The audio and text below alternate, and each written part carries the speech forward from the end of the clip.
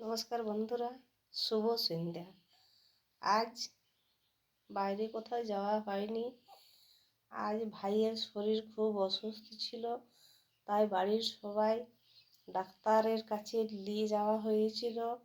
ভাইয়ের শরীরে ডক্টরবাবু বলছেন যে প্যারালাইসিস হয়ে গেছে।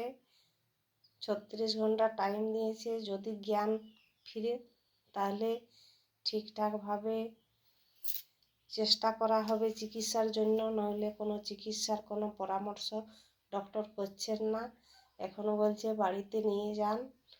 তারপর বাড়ি আনার পরে নিয়ে যাওয়া হলো এক আয়ুর্বেদিক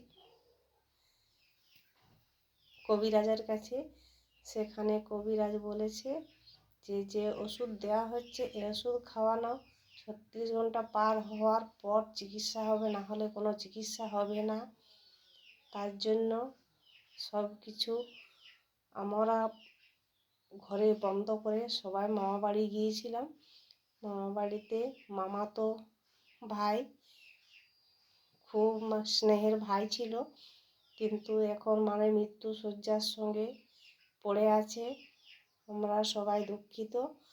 আপনারা যদি আমাদের ভিডিও ভালো লেগে থাকে কমেন্ট করবেন, আপনারা আশীর্বাদ করবেন যাতে ভাই ভালো হয়ে সুস্থ হয়ে উঠে।